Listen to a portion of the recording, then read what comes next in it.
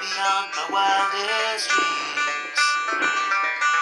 Maybe that one could have carried me to streets of gold. Things aren't always as they seem. Looking back on all the chances that I missed, some I held, some slipped away. One street over where my memories exist, I wondered what would change, I really couldn't say. In this life there's nothing certain, except the curtain that rises to the stage. Silly games of second guessing, I just forget the lessons that I couldn't learn. Because one street over there's a life I could have known that would have kept me from the one I had today.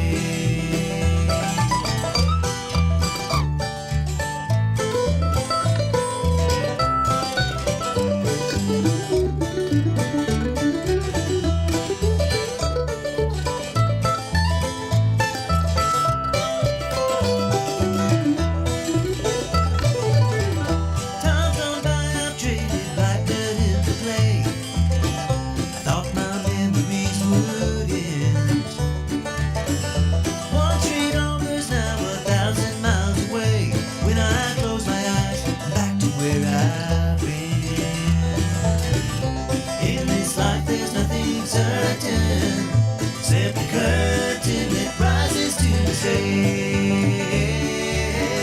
Silly games of second guessing, I just forget the lessons that I couldn't learn. Because one street over there's a life I could have known that would have kept me from the one I had today.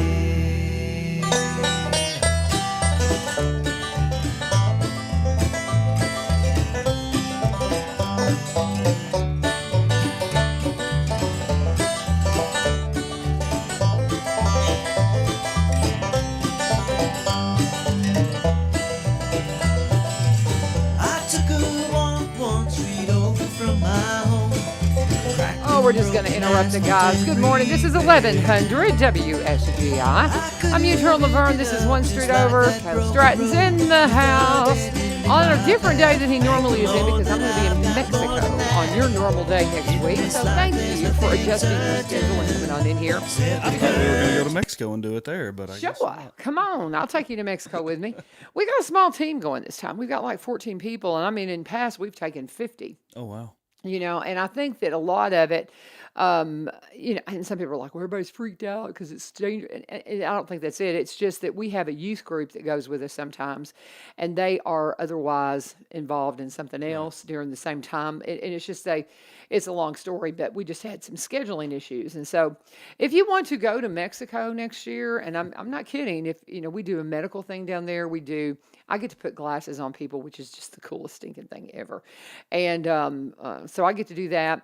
And then we do a little triage, do blood pressures, things of that nature. And if they need to go to the doctor, then our minister down there helps facilitate that later on. We'll go into one of the schools and do some stuff and just stuff like that. And it's just wonderful. And so if you want to go, contact me and we can hook you up for sure. So Kaleb, I wanted to get you in here though, before we got too far away from the events of this past weekend, because you were involved in all of that, the fishing tournament, the fishing rodeo, and we'll reach out to Hollywood Terry and get him in here to give us the full numbers and all of those things. But you had some numbers about how many people. If you don't know about it, we have a fishing rodeo on Free Fishing Day at Travis Price Park. I've heard about it forever. Never was where I could make it. Right. And finally was able to go with my grandson this weekend. It was so much fun. We had the best time. And so what? How many showed up at that thing? Well, first off, the city has done great the past few years. Oh my gosh. They have Amazing. blown this thing out of the water. Yes. Years ago, it used to be just us out there doing Yep. it, just TWRA. And, finally I told the city, I said, y'all realize this is your event. We're just here to help it. So, this is your event. And when I told them that, they took it and ran with it. Yeah. And, man, they have done so good. It's one of the largest ones in the state. I was showing them pictures from the Rutherford County Fishing Rodeo where there was I mean, I don't even want to say how many, but it was nowhere close Terry said maybe 4 to people. what we had. Yeah, it was. Well, You know, that was early, but yeah, yeah, of there course, wasn't very many more. yeah. But even Montgomery County and Clarksville, I mean, we had just as many, if not more, people at ours than they did in Clarksville. That's So incredible. when you look at the population of Montgomery County versus Robertson County, Yeah. I mean, we're blowing it out of the water, literally. Yes, So, we are. but yeah, there was almost, I would say, so there was like 330 people total there, but that wasn't including all the volunteers and help and us, Yeah. and so close to 350 people, I'd say, were there. The city had a lot of volunteers. As far as we go, the officer that's here, Jason Shapton, he's out west on vacation, so he couldn't make it, but it was me and one of the fish hatchery guys, and I had a couple of volunteers, Elizabeth Brown and Jacob Peach, that came up and helped. So it was a huge, successful event, I'd say. Oh, absolutely. Absolutely. I'd say the only problem that I saw as a participant was that just it was so crowded that it was hard for the kids to Right. cast without crossing lines. And you try to, I mean, we got there early, and bless them, we got there when we went to the other side of the lake, which, Terry told me, he goes, "Learn, you ain't gonna catch nothing over there," and I was like, well, Nobody's over there, though. Nobody was over there, but I mean, they came in and just kind of converged, and Right. we had, I mean, and people, I mean, it was hard to kind of keep your little spot, and you got little kids trying to cast and all of that, so that would be the only thing is trying to figure out how to make that work a little bit better. But everybody was real considerate and kind and all of that. We're already in talks about that for next year. And maybe talking about doing some type of a registry, which we don't want to turn anybody away or turn anybody down. Yeah. But if we do some type of a pre-registration thing to where we can do that and then have like different fishing times throughout the day, maybe, have a morning and an after, or a morning and a late morning, shift, 2 hours at a time. Idea. So, that's an idea. that way you could have half as many people. If we keep having the same amount of people, Okay. You saw what 350 people looks like. So Yeah. if we can just have, 150 people there, that's half the people. Yeah. And you do like half of it, from 7 to 9, and then you do another one from 9 to 11. So Let the latecomers come on in there. See, I'd be a morning person. I want to get in there when it's nice and cool. And 2, I think they bite better. Oh, well, they do. I would think you'd, because I mean, the morning would definitely be a lot better, but the weather was perfect this year too. I know. It was normally so fun. it's so hot out there. We've quit it like at 9 o'clock before. Like, all right, Because it got too hot. done. Yeah, it's hot. Well, that's one thing. Next year, we will bring our little pop up next year. I thought that was saw brilliant. a few people that do Well, that, and that's okay, right? Oh yeah, Yeah, and that's I on the think- city. Yeah, they don't have any problem with it. From Okay. Well, I'll check with Terry, and we'll get Terry in to kind of go over all the city, what they really want us to do, and how they want us to conduct ourselves. Because I thought that was a brilliant idea. Because I'm one of these people. I do not lay out in the sun and get a suntan. I don't. That's you. You do that. I don't do that. And so I'm a girl that grew up on a farm, and shade trees were the thing. always find a dark spot. That's Yeah, that's what Mom taught me. Well, and I looked at around the lake, and I was like, okay, there's a little bit of natural shade there, but is that a good fishing hole? And I mean, we ended up picking a terrible fishing hole, so it didn't really matter. My grandson caught one fish out there, which he ate. It was a little, really? It was a little tiny sunfish. I mean, little tiny fillets, but we breaded it and fried it up for him, and he had it for lunch. Oh, And but now, he caught a big fish. if you have not been on my Facebook page, you need to go check my Facebook page. And especially, I put up just a collage of pictures from the weekend because my grandson lives in Mount Juliet, and so they're always almost an hour from us. So it's not convenient for me to just see them constantly. So getting to spend just really exclusive time with my grandkids is just so precious. And so, and we intentionally try to get the family together once a month, but it's still not the same as living real close to them. So getting him this weekend, we just jammed it all in there, and it was a Robco weekend because we went to the barbecue. We went to the wing contest, and we've got Trent will come in here. Trent Cobb will be in here on Wednesday at 7:30 to update you on all the things that happened with that, plus talk about some of the things coming up with the fairgrounds. So, but he'll give you a full report of all the barbecue throwdown. But we were there for the wings, and then we went at 11 after we left the lake and sampled barbecue. And I mean, oh my goodness, it was incredible. My husband ate his fill. I'm not a huge barbecue person, so I had a taste just to see which one I thought was best. But he and my husband ate barbecue. But we did that. We did the fishing rodeo. We went and walked around the farmers market a little bit. Went to Deja Moose, all that thing. But there's a video. I say all that to say this. There was a video in that collage of him right after he caught that bass. Oh, see, I didn't see that. I just saw the picture. Yeah. Oh, you need to watch the video because he's so excited he's shaking. Because what it was is, and it's a lure. My friend Claude that I worked with at the Madison Church of Christ for so many years, still works up there. He's a big fisherman. I mean, competes, and he's good. And so I told him, I said, Claude, I can't figure out how to catch fish on this creek. So I've been trying. We everybody tells us we've got the best fishing hole in the county, and we had somebody that works with Mark the other day said he got 30 out in front of our house. Yeah. And we're like, how? What'd you fish with? Well, the little girl that caught 27 fish at the fishing rodeo. 27 fish. What were you baiting your hook with? All by herself, too, mainly. Yeah. I mean, she didn't have much help. So. And here's the thing. I don't have any idea what they use for bait. Do you? No, I don't. And, I mean, we were all kind of going, what? I'm wondering, chicken livers? Chicken livers would have been allowable, right? Yes. With chicken, because the only thing you could not use are those plastic lures. Plastic stuff, yeah. So jigs, plastic stuff, spinner baits, that kind of stuff. Because I mean, we raised catfish when I was a kid, and I know that we used chicken liver a lot, and that was a good bait.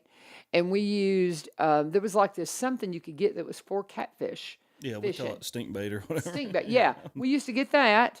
But now we'd throw catfish food out there and just reel into them, and they just run into the hook. Pretty much you just net them. But we will adjust our bait, and your catfish is what you're going for, because that's mostly what y'all put in, right? Yeah, well, they put everything in there. Joey with the fish hatchery down here, Joey Austin, he works for the fish hatchery, and he comes throughout the year and puts a lot of different fish in. So he's trying to work with our agency to get more fish put in there even. So because this event is so large. And it is fished a lot. Anytime you drive by Travis Price, somebody's out there fishing. It can be 100 degrees out there and somebody's standing around that pond fishing.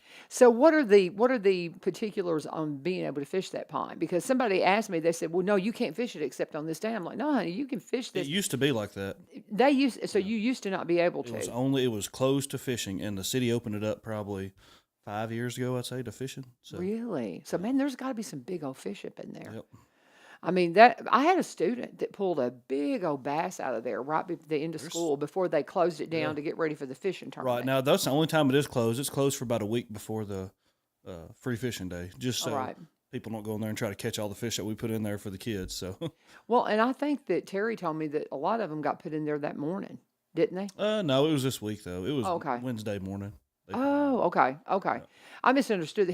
We were talking about how it all was done and all of that. No, it was Wednesday mornings when we put them in. The big thing was he was like, you're on the wrong side of the Lake Laverne. You need to move. Yeah. So we'll get out there early next year and try to get a better spot. The only thing is all that duck and goose mess all the way around everywhere. It. Ugh, that is so gross. You just have to just go and sterilize your shoes afterwards and just try not to think about it. Yeah. But it was a good time, basically. And everybody needs to go to my Facebook page and see what happened after the fishing rod. My grandson, I just got them warmed up. My grandson loves to fish. That's good. He got that from his papa. My daughter-in-law's daddy was a big outdoorsman. Fish, hunt, everything. That's his favorite thing in the world to do. And so they got all the kids lifetime fishing and licenses. So all three of the grandkids have the lifetime license. So, he just loves it. He just loves it. And so we took that bait. I was telling you about this. It's a Texas rig bait. Do you know what I'm talking about? Where it's like a little crawfish and you hook it on the bait just right. You hook it up There's just a certain right. way you got to do it. Yeah. Well, I've got a little video that Claude showed us how to do it, and I actually have the one that he made for us. Yeah. And so I took that and put that on that new fishing rod that he got at the fishing rodeo. Yeah. That's another thing. You can't believe the prizes they give, and every one of the kids gets to come up there and get a prize. Everybody. And I mean, he got his fishing rod was acting up as we were Yeah, that's fishing. right. Yeah. It was having problems. It wouldn't cast right. So I mean, that child, I didn't tell him what to pick. I didn't say a word to him. I Yeah. said, "It's your turn. Go get something." He went right to that best fishing rod in there. Yeah. He knew what he was doing. He's like, I'm tired of this one. Yeah. Well, that's one that his papa and his Mimi gave him, so we'll get it fixed. Yeah. But it was acting up, and he knew Right. he needed a new one. And now, I mean, he got that fishing rod. We put that Texas rig on that into that fishing rod, and we went down to where the two creeks come together. Yeah. And I mean, it wasn't a minute until he pulled that bad boy out of there. That's the spot right there. I'm telling you, it was good. I'm talking with Kaleb Stratton, and I've done all the talking because it's been such an exciting weekend of wildlife here for my family. Let me take a quick break, and we're going to come back and we're going to continue talking with Kaleb Stratton with the Wildlife Resource Office here. He is remind me again, you're sergeant? Yeah, district sergeant. District sergeant. I want to say regional, but you're the district sergeant. So he's not actually, when you call Wildlife Resources here, he's not the guy anymore. There's another guy, and his name is? Jason Chapton. Okay, and he is your guy that you need to contact. So And if you call, you can still call me. I just forward it to him mainly. I got to talk about this since you're in here. Oh yeah. Got to talk about, because you're like Bubba About Broke. That's your podcast. It is. Three of us, but yeah. Isn't that funny? And I had no idea you were into this racing. And it's so funny because I was trying to find out something. I thought, Kaleb will have information about something fishing on it. And I'm like, no, it's all racing. I checked your Facebook page out looking for something one day. And I thought, I bet Kaleb put that up. Nope. It's all racing stuff. All racing stuff. This is, and I've been trying to get Jerry on here. I reached out to him. I had an open slot today, and Jerry couldn't come in. We do have Josh Hinerman's coming in from the transportation department, and my hubby, and new Dr. Josh Hinerman. He just got his doctorate. But so they're coming in this morning. But we will continue to try to get Jerry in here to talk about all the things going on racing. But I'm showing this magazine. I'm going to keep showing it all throughout the season because if you can get your hands on one of these, this back page is worth $40. Yep. This will get in up to 6 kids and 2 adults for racing for free throughout this entire season. And it goes on. When do they open the gates? When do the gates open up? Like about 4 o'clock? I'm not sure when the fan gates open. Probably it's pretty early. I mean, because you want to go in and a lot of people want to go and watch practice. It's probably before that. It's 2 or 3 maybe. Okay. Because when practice starts, people want to go watch practice and all that. So. But when does the actual races start? 6 o'clock. 6 o'clock. Yep. And you'll race pretty much till 9 o'clock. Oh, or later. Yeah. Sometimes later. Yeah. When we were there, it was what divisions are there. Well, and it was so funny. As I was sitting there watching the races one night, I thought, well, they're going to wrap this up about 8 o'clock. Nope. And it was 9 o'clock, I think, when we finally finished up. But it's so much fun. And you see young people out there in their teens racing. Now, they're not going quite as fast as some, but there's 10, 11-year-olds out there in those bandoleros and stuff. Yeah. Yes. Now, who are you associated with? Jackson McLaren. He drives the number 7. He has he drives a pro late model, limited late model. He's driving the Pro 4 truck before, so for somebody. So okay, he's into a little bit of all of it. He's actually turned kind of to an announcer now. He made his debut at Duck River Raceway, announcing for Duck River Raceway, the dirt track. So he's a racing dude. It don't matter if he's driving, announcing, or just at the track. I love it. Try to be there all he can. So, but Veterans Motorplex is the place that we want to remind you to get to this summer. They go through October, and you'll see this gentleman out there. Are you always there on Saturday? Not during the summer. June and July because I'm working all the time. But I got if I'm not working, I'm there. You got it. And this is we're talking. This goes on at 6801 Kelly Willis Road in Greenbrier. This is the old Highland Rim Speedway. If you want to find out more, follow them on social media at Highland Rim Speedway. They kept the Highland Rim page. They didn't see any sense in taking it down, and they just changed the banner to Veterans Motorplex. And you'll love Jerry. Go out there and talk to him and enjoy a free night at the races if you can get a hold of this. And when you get out there, just be sure and let them know that you turned Cincha and thank them for being one of our wonderful sponsors here at Okay, Kaleb Stratton. I've talked about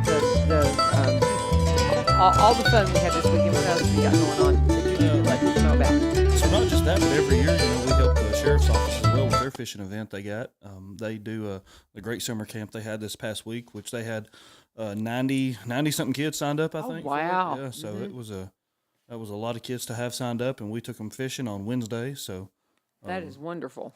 Where'd y'all go? Where'd y'all go fishing? It's a private individual's pond. Okay. So we don't go to Travis Price just because, like I said, we leave that for the city and their event. So but we have individuals throughout the county that love to open up their property. So Oh. since I've been involved, we've gone to 3 different places now. So Come to my place. yeah, I keep telling them, come to my place.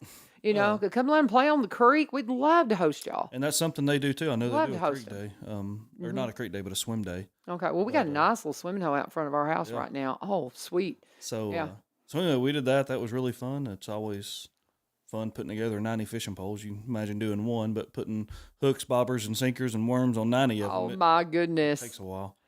So anyway, had that, and that was a great turnout. Had fun. That was on, like I said, Wednesday. So since last time I've been in here, it is June now, I guess. So turkey season's over. Yeah. Everybody always asks, the numbers. So statewide, we were up about 1,800 birds. So harvested more than last year. Okay. As far as that goes. Robertson County was down probably 50 birds or so. I think we harvested around 570 or so this year, and it was a little over 600 last year. So I did not harvest one. I keep talking about it.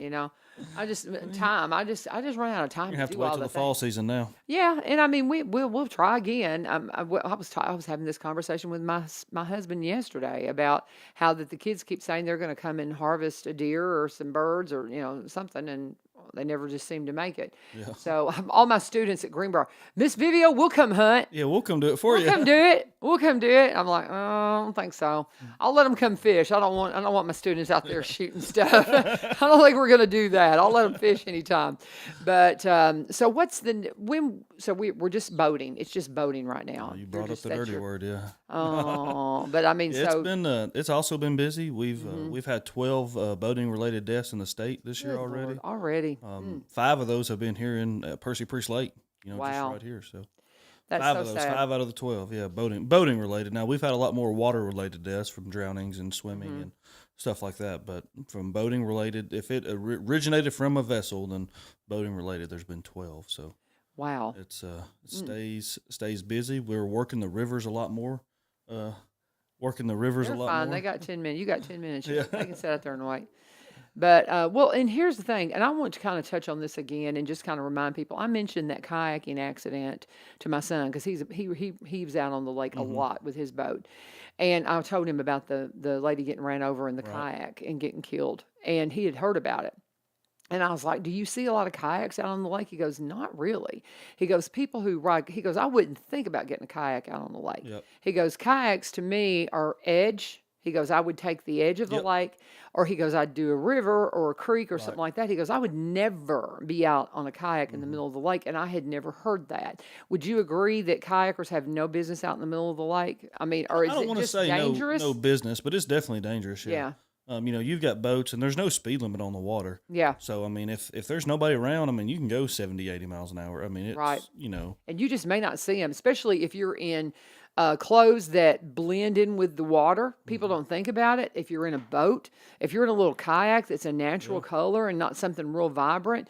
And you and I talked about it. If you're a kayaker, man, get one of those bicycle flags and put on the back of your kayak if you're going to be out on the I lake. actually learned that that's required in some states, and Oh, so that's really? something that we may look into. Or I think Okay. we should Yeah. look into is having something like that. Some kind of a flag or something. If you're going to be out on lake waters and in a kayak, because I can't imagine when we started talking about that, I thought, man, that just to me sounds so dangerous to be out on a kayak in the middle of the lake. And it is, especially if the water's choppy much. It's just Yeah. like swimming in the middle of the lake, man. Yeah. We get on. We don't let. I mean, I say we don't let.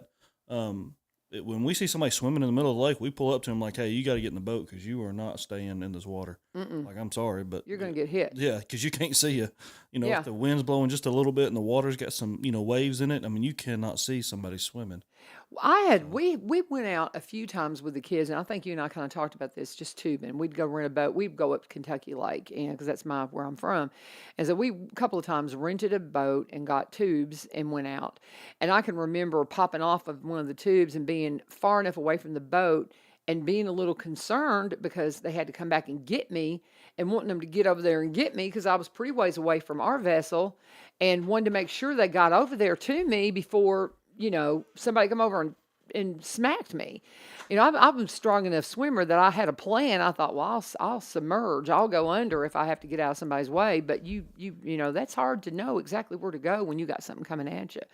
But you just got to be careful out on the water, guys. Yeah, and I know, we And were taught in Boy Scouts when we would go skiing and stuff. Like when you hit the water, when you go down, take your ski off and raise it above your head and just wave it, just so.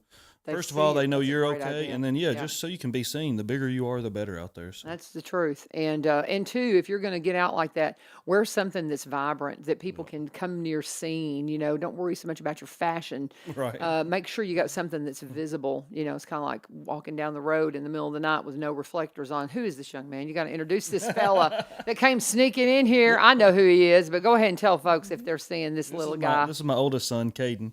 Hey, We're buddy. about to go. He's about to go to Explorers at Crestview, and we're going to the Y today to go swimming. So Whoa, fun he stuff. wanted me to take him, so I was like, "Well, you got to get up early because he's got to be there right. by 8, and Yeah. well, I got to be somewhere by 7." So Well, there you go. So, well, anything else, and I'll let you guys wrap it up. Because I won't see you now until July, because this is his visit for June, because I'm going to be in Mexico. just we'll be again just super busy with all the water. Mm-hmm. Like I said, we're working the rivers a lot more this year. So my public service announcement is wear a life jacket. Every weekend when we get off the river, I get on Facebook and I start reading all the comments, and everybody's mad about getting a life jacket ticket on the water. And they don't think they have to have them, but you got to have them. You don't have to wear them unless you're 12 or under. Go over the details of what is as far as on the creek. Talk a little bit about because you talked about a little bit about floating the creeks and the rivers and alcohol consumption and all of that. So Talk about the life vest and all of that there and on the boats, and kind of just unpack that. You've got a couple of minutes here. So when I'll start with the lakes. When we're on the lakes and we stop a vessel because we see something wrong. It could be a registration issue, just like a vehicle not having the right tag on it or something, or an expired tag. If we see a vessel that we need to stop for some reason, or if we're looking for registration issues, if we see a young child that looks like they're under 12 years old that doesn't have a life jacket, we'll make a stop. Have it on. If they're under 12, they have to have it on. They have to have it on, right? Okay. So. But what we're looking for during that vessel stop is we're looking to make sure everybody has a life jacket, or there's enough life jackets for everybody on board. And by law, they have to be readily accessible. When we say that, if you have to go digging and you're like, well, I don't know where they are, or you're picking up the seat cushions and they're under the seat cushions and they're all in the package, and you would never, in an emergency, you would never, ever be able to get those out. So they have to be readily accessible and they have to be in good operational condition. So life jackets, we're looking for fire extinguishers, sound signaling devices, a whistle, a horn, anything, fire extinguisher, and really that's about it. Nighttime, making sure your lights work, that's a huge thing. It's like when your red and green lights or your stern light doesn't work, that's just like driving out here with no headlights or tail lights at night. So that's how you know where the boat's going, where it's coming, where it's been, if it's sitting still. So making sure your lights are operational. As far as alcohol goes, it's the same as driving on the road, other than you can drink and drive a boat. That's not illegal, but you cannot be impaired while you're operating the vessel. So we've made a lot of, but it's called BUI, boating under the influence. We've made a lot of those this year, and those fines and jail sentences are the exact same as a DUI. Really? Yep. Okay. So it doesn't affect your driver's license. If you get a BUI on a boat, it does not affect your driver's license. In Tennessee, that's two totally different things. But the penalties are the exact same now. That was passed a couple years ago in the state legislature. So there's that. As far as the river goes, we're mainly looking just for life jackets. Unfortunately, with our rivers, people are floating. The kayaks are small, so when they get done drinking a beer or a Coke, the trash and food goes in the river. Yeah, you can't do that. So that's something we're looking for. So, and we are pretty good. About every time I work, I make at least one littering ticket where people will do it right in front of you. Yeah. So we're looking for that, as well as drug use. We get lots of drug use. As far as alcohol goes, it is legal to drink and drive a kayak or ride on a kayak and hang out. We want you to have fun, but at the same time, you don't need to be to where you can't take care of yourself. At that point, it becomes a public intoxication, and you can go to jail for that too as well. So we rarely do that, though. As long as somebody's there to take care of you, we don't mind. But I tell people this all the time. The last person that drowned on the Red River was 6'3" and drowned in 3 foot of water because he was intoxicated. So.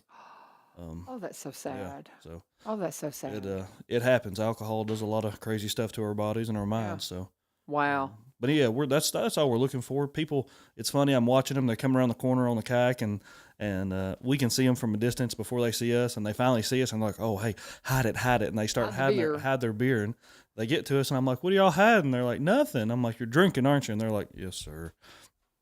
I said, "That's fine. It's legal. You're good." And they're like, "Really?" I'm like, "Yeah, it's fine. It's okay."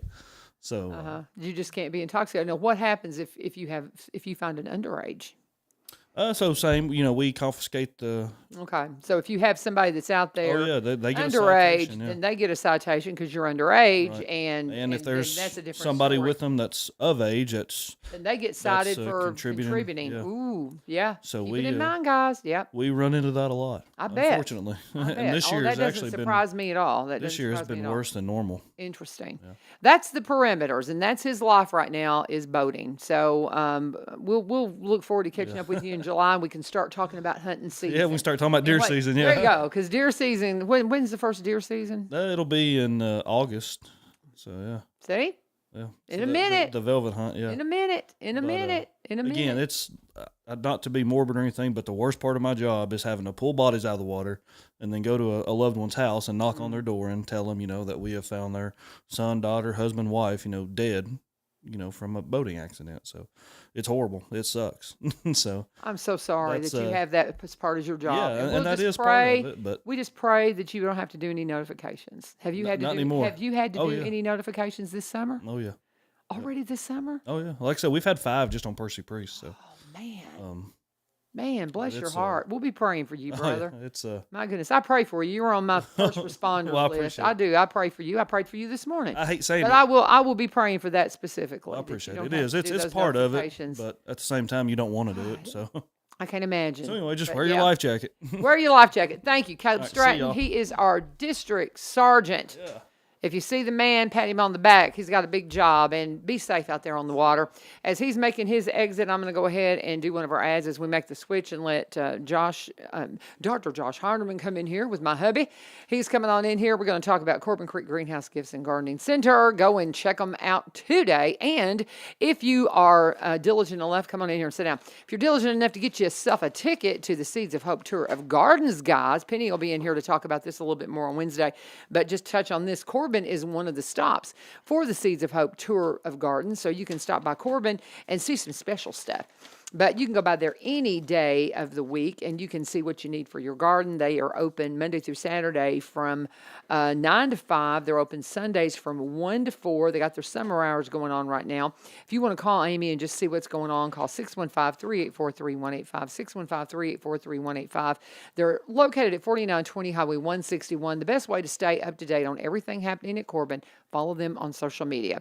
Go to their Facebook page and just see what's happening. If they have some kind of special sale, something special they want to share with you, they'll put it out there. They've got all those beautiful hanging baskets that you will absolutely love. If you've got a place in your garden, we had to pull up some shrubs for my friend Ginger the other day because we had some that died. Well, that'd be a great place to stick a fern right now until you can get some shrubs in the fall, because you don't really want to plant shrubs right now. It's too hot, it's too dry. Put a fern in, something like that, to make it beautiful while you finish up this summer. But you can go out to Corbin and just ask Amy about, what should I put here? And she'll give you all the parameters. Of course, I saw Miss Jane out at the farmer's market with their beautiful flower trailer. Great stuff happening at Corbin Creek Greenhouse Gifts and Gardening Center. My friends and full-time sponsors here at One Street Over. When you see them, tell them U-Turn sent you. And we have in the house Dr. Josh Hinerman. And my husband, Mark Vivio, is here. And bless their hearts, they're coming in here at the last minute because we had an open slot, and my husband just knew he did not want to hear me just running my mouth for 30 minutes, which I can, but because we could talk about all the things going on in the county, and there's a lot of stuff. I've got, just to kind of unpack this, I've got Dr. Chris Causey coming in tomorrow, y'all, for the final time. Gonna kill me. I love Dr. Causey, and he messaged me the other day. He goes, it's our last visit, and I'm like, I know. And we'll just have to come up with some reason for him to come in, just so I can see him and get updated on what's going on with him. And so Dr. Causey will be here tomorrow.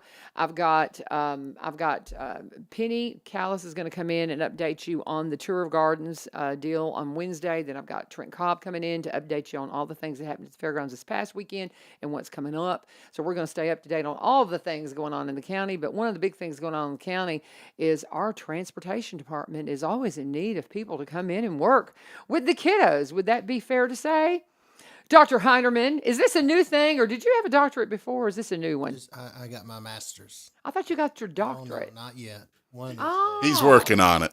Okay. Well, I'm a miss.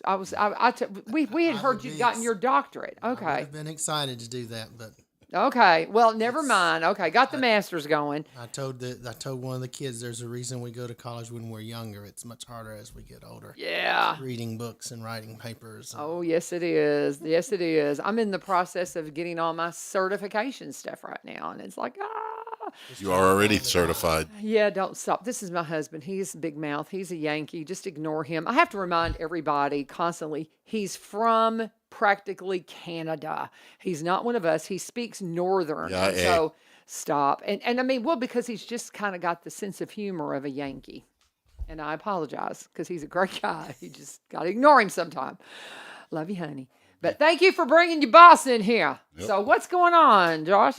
Well, Mr. Heineman? it's summertime and we are actively needing folks to apply to be school bus drivers. We've got a couple that are coming in this week to interview, but we need some school bus drivers to start the year out.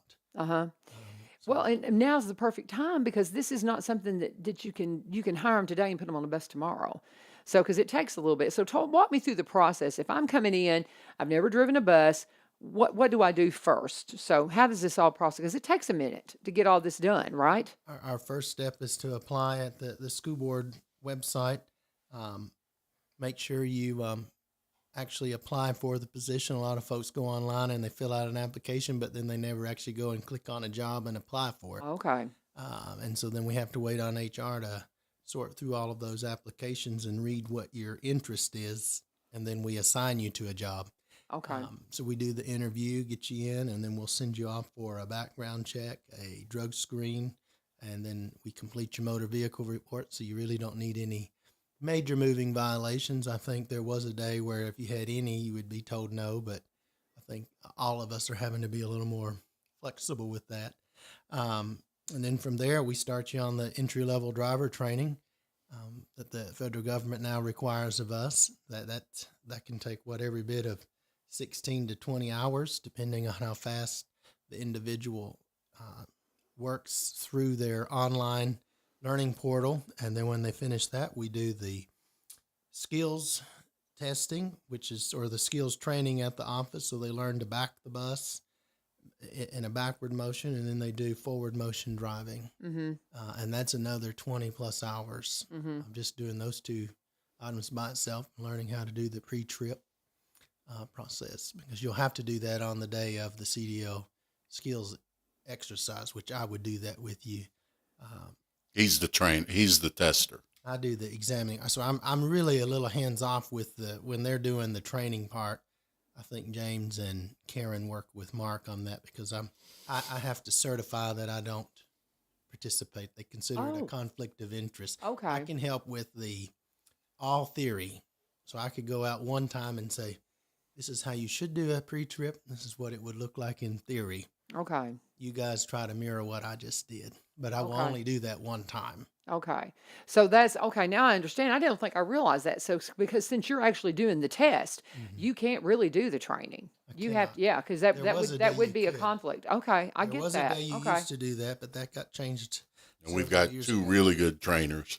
And James and Karen do a really good job. yeah. So, well, and now let's correct this for me, because if they go on and they apply for it and they click on bus driver and they get hired, do they get paid to be trained? We do pay them during the training. It's at a reduced rate. Okay. Yes, they get paid. But they will get some kind of compensation for the training. The training is going to be paid for too, correct? Yes. So it's nothing out of pocket really, maybe except is there any kind of a fee out of pocket? I feel like there's some kind of is out of background pocket. is out of pocket. $35 or $36 maybe. It might be a little bit higher today. And then you will pay for your CDL, which we will reimburse you.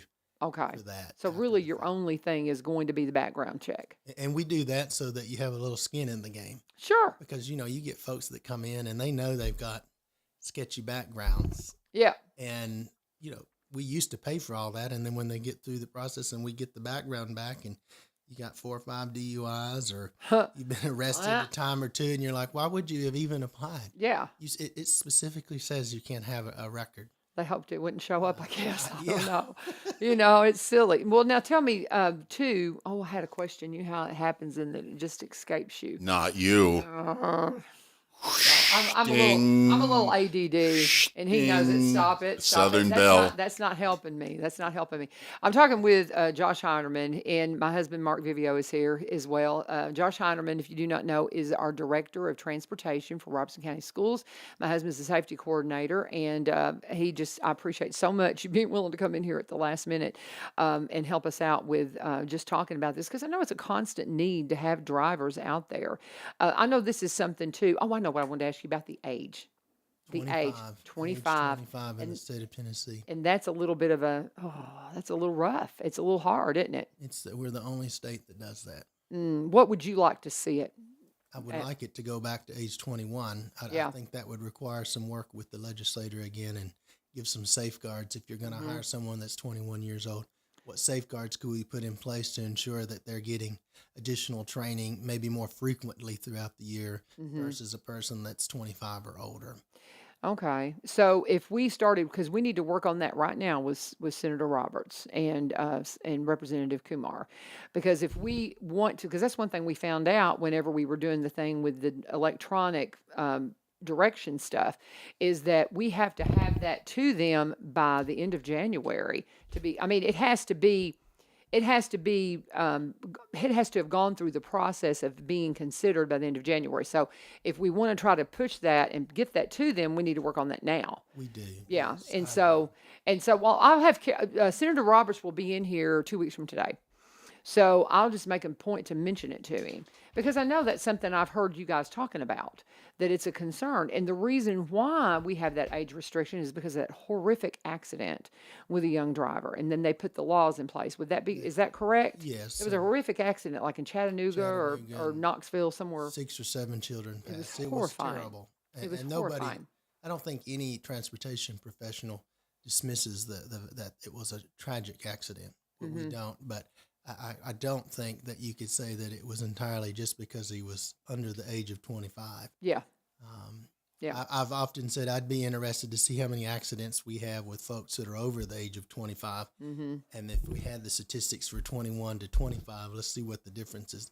I think you're going to see with your younger, although, yes, they may be more prone to certain activities outside of work. I think that their response time and reaction time will be greatly, and I don't know how to say that. It's better than someone that's older. As we get older, we slow down with our reaction time. And I don't know. I just think that we responded to that so quickly and abruptly. And the other thing about that, the law, when we went to the 25, back a couple of years ago, I had some folks apply out of Kentucky.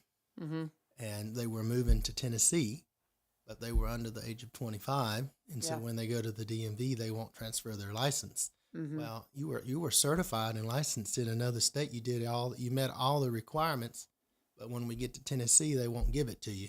And that doesn't make sense. So then that would almost make someone want to be dishonest, which that's not my MO, but to say operate on your Kentucky license, which they can do. They could drive the bus with their Kentucky license. Really? And so that frustrated me just a little bit, that if I'm already licensed in another state, I should be able to transfer that regardless of my age. Yeah. That makes perfect sense. We've got some, I think there's an exception in the law currently for military folks and teachers, and I think they can get it at 23. Oh, really? Okay. That's why I think the legislator would be open to some consideration if we could put some safeguards in place to say this is what we would do if we hired them under the age of 25. Okay. This is what we could do. I will clip this out and send this over to Senator Roberts and just kind of let him hear your thoughts on that, because I think that's the first step in getting something, at least considered. And because of what happened in this horrific accident, a lot of the times from a political perspective, nobody wants to touch it. you know? And but you just sometimes things, they throw the baby out with the bathwater whenever something happens, like we're just going to do this, and they don't think about the implications down the road and how that you really are so shorthanded on drivers. Y'all had a pay increase, I know, with summer school just to get enough drivers, We right? did. I mean, oh my gosh. an hour. Yeah. Very good money. Yes, and it was one of those things that, but that's what it took to get people to say, hey, we'll drive these buses. So how many drivers do you think you need to start the school year?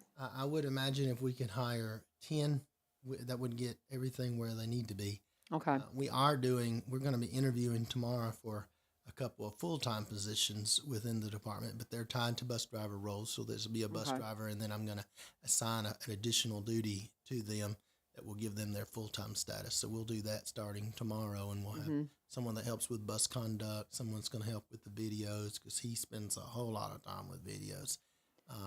And then someone to help with the routing side of our world. So I'm excited about that. The Dr. Causey said, okay, you can do that with those positions. Very good. We interviewed for an actual driver trainer, and so I will announce that here soon once we get those other 3 done and allow him to deal more with the safety side of things while the rest of the department's running and doing that. Right. So Right. Well, and two, I think too, this is something that I've heard you talk about in the past is I don't think teachers consider the implications of being able to drive and go to their school and not having to pay for their own gas, drive the bus, have this extra surplus income that's coming in as being a teacher. How good of a fit is it for teachers?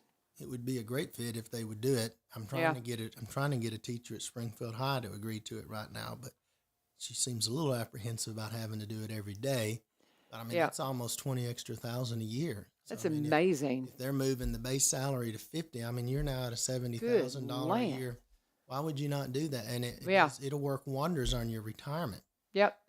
I just don't understand why they wouldn't want to do it. Well, and I mean, honestly, if I weren't doing a radio show, I'd be raising my hand in a minute. I'm truly, because I've driven a bus before. People get intimidated about driving a bus, and it is not that big of a deal. I actually enjoyed it. I had a lot. You just build such great relationships with those kiddos. I just love these kids, and I'd do it in a heartbeat. But I've got this to do, so I can't. But I mean, I think it's a great idea. I don't know why more teachers don't pick it up and do it. Do you have some needs at Greenbrier? Do I need to twist the arms of some of my co-teachers? I think we could use a couple of subs, I'm sure, at Greenbrier. I haven't looked to see where we are because when we ended school, we had exactly 1 week to turn around summer school routes. Yeah, I know. And so Laura's been busy churning out summer school routes, and everybody expects us to work a miracle. And then they're frustrated. And then they add more at the last second. And they wonder why we get frustrated because they're wanting to add. And we've said no more until 3 days after it started because that's a lot to coordinate almost I can't imagine. 700, 800 students. And now they're not all going to their assigned schools. Some of them are combined locations. Why can't you get it right? Come on. It's a little stressful. I can't imagine. I can't even imagine. But listen, we're talking with Josh Hinerman and Mark Vivio. They're with the Transportation Department. Josh Hinerman is our Director of Transportation. And we are this is a good time to stop and talk about needing drivers so we can get them trained and get them in place and get them ready to go for fall. But let's pause and talk about one of our sponsors real quick. Barry and Rebecca Richards with the Exit Realty Garden Gate team. Love these guys. They're so helpful to me in so many ways, and they're so helpful to the community. They're out there involved in everything. You're going to see, especially if you're up in Cross Plains, that's where they live. They've been there for 27 plus years, and they are out involved in the community in so many ways. He helps me too with my audio video program at Greenbrier because that's his expertise. He was a vice president of a media marketing company for 17 years, and so when I can't figure something out, he's my first call, and because he's an expert at that. He's a drone pilot, licensed and insured drone pilot, can get that drone footage, does those 360-degree virtual reality home tours. He is a Zillow certified photographer, so he'll get you up on realtor.com. If your property's not getting getting a good look. Maybe it needs some new media done, and Barry is the guy to do it. Rebecca, one of the first in the area to be a seniors real estate specialist. She studies, she stays up to date on everything that she needs to know to make sure you're properly represented. They're just good folks, great friends. Barry and Rebecca Richards with the Exit Realty Garden Gate team. They specialize in Robertson County properties, but also buy and sell in the surrounding counties and across the state line in Kentucky. Connect with them at sellwithbecky.com or buy, B-U-Y, robertsoncounty.com, or just give Becky a call. 615-504-7425, 615-504-7425, and let them know U-Turn sent you. Okay, what else do we need to talk about, gentlemen? Speaking of drone footage, Oh, yeah, we've got some drone footage at the bus depot. You know that, right? Well, we got it. We got it. I'm busy, okay? I'm getting ready to go to Mexico. I'm getting ready for my mission trip. excuses. All right. All right. Let me get back from Mexico, and I'll get everything finished. But I got to get. Now let's get back to some of the reasons you want to be a bus driver. Okay. Okay. Let's go. So if you enjoy sunrises and sunsets, you get to enjoy sunrise, sunset every day. Mm-hmm. If you enjoy seeing wildlife in its natural habitat, we get to see foxes and squirrels and I'm deer. talking about the kids on the bus.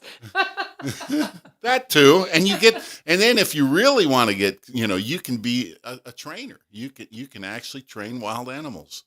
If you think about the children behind you, Yeah. You become an actual trainer. You're funny. So Yankee sense of humor. exactly. Go ahead. So I'll let you continue. What else? and You like got? we were discussing earlier, if you become a driver, you get 9 sick days and 2 personal days.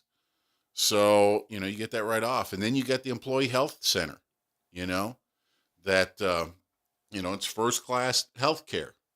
And that you go in for free, and your Free. family can use too. Anybody ages 2 and up, so you've got all kinds of, there's no out of pocket, you can use the clinic as much as you need, both appointments and walk-ins, appointments work better, and they don't claim file onto the health insurance. So it's, we were talking yesterday about me going up there, and so we'll see what happens there. I'm going to have to make an appointment. So Very good. All kinds of benefits just for being a bus driver, y'all. And because it's technically, if you drive a bus, it is part-time. Is that correct? It is a part-time job, but you're talking about tying it in. 25 hours, if not more, a week. Yeah. It's guaranteed 22 and a half hours a week, and we work Okay. 175 to 180 days a year, but that doesn't include your 5 holidays, your personal days that Mark was talking about. If you don't use those as a reward for not using them, we actually pay those out. Oh, Whereas like wow. all the rest of us in the certified world, they just roll into our sick time. Okay. So either way, that's a benefit for them. We've been doing $1,000 attendance bonus, so they get 500 the first half of the year and 500 the second half if they don't miss any. Doing your job, you get a bonus. Isn't that That's been- amazing. That's been very helpful. We're getting ready to celebrate tonight that we've got, I want to say it's 18 or 19 drivers that missed no days of work this year.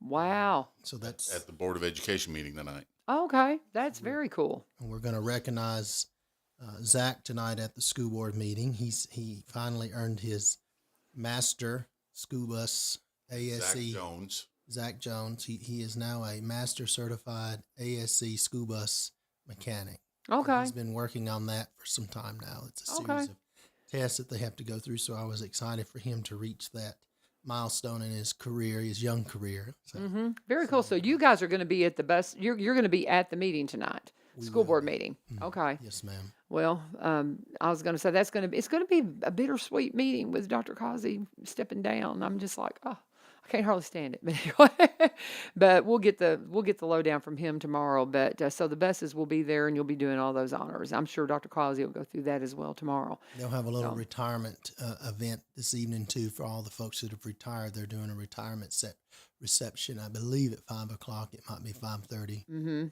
For teachers and anybody that's retired. All retirees for this year. Okay. Okay. We've got a couple that will be there that said we're ready to hang it up. Sure. It happens. My friend Muriel Barnett, she'll be there, I'm sure.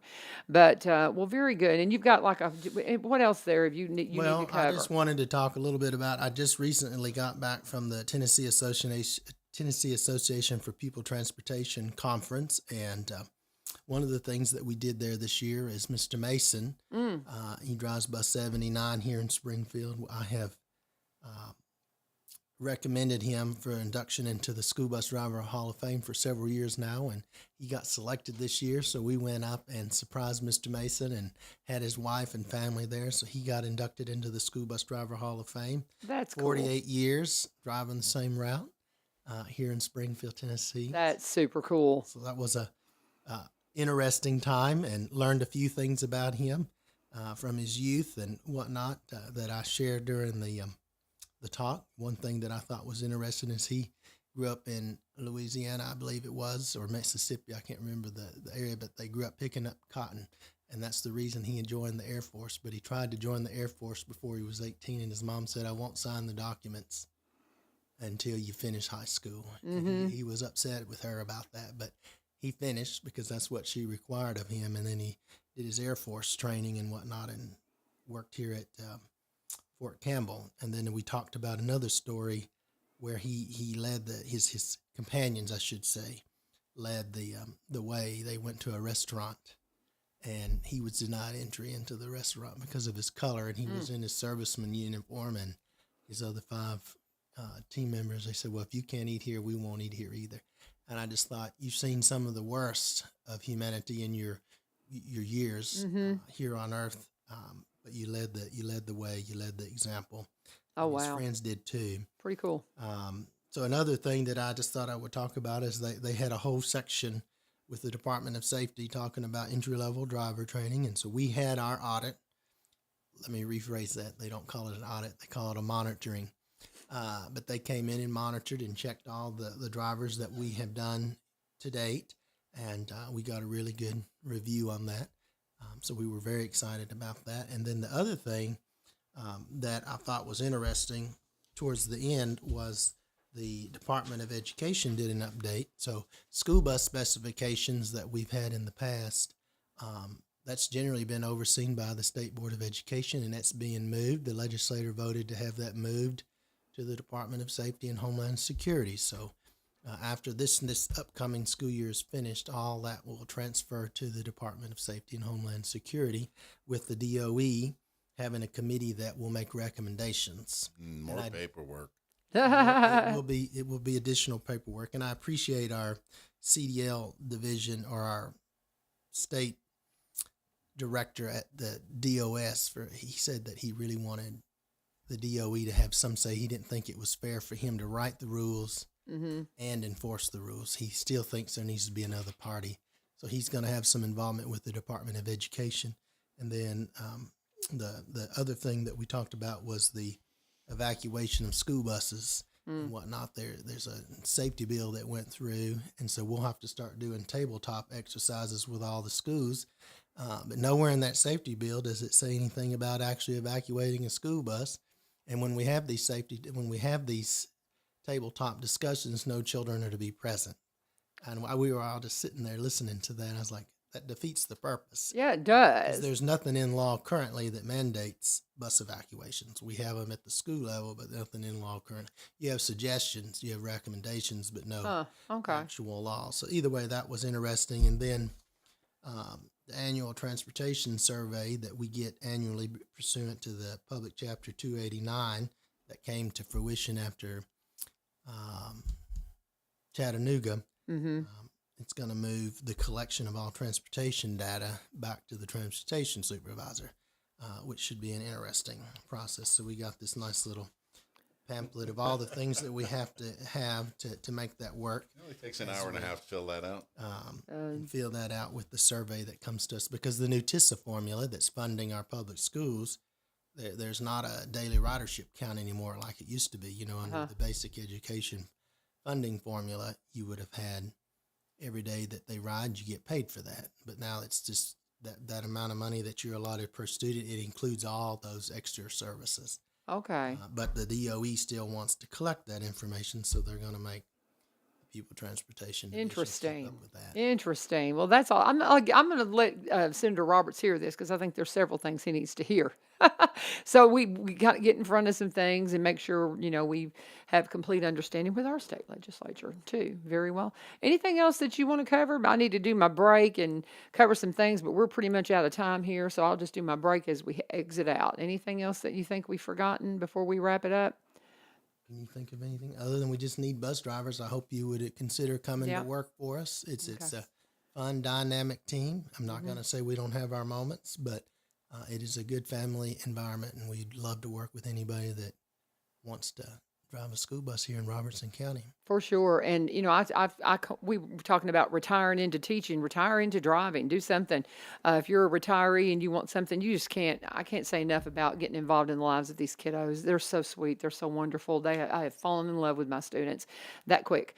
And you just do the same thing with the buses, I'm sure. So thank you very much, guys. I got a couple of things y'all can sit tight, or you can make your way out, or you can just hang out while I finish up I've got to do a quick break for Cumberland Connect. If you are looking for internet services and you are a Cumberland Electric customer, guess what? You are going to be a part of the Cumberland Connect community, and you can be a part of the gig team. My husband and I, we're a part of the gig team, and can't say enough about how wonderful it is to be able to have access to high-speed internet. And again, if you're a Cumberland Electric customer, you are going to have access, and all you got to do is call 1-800-987-2362, 1-800-987-2362, and put in your zip code, and they'll tell you when they're going to be knocking on your door.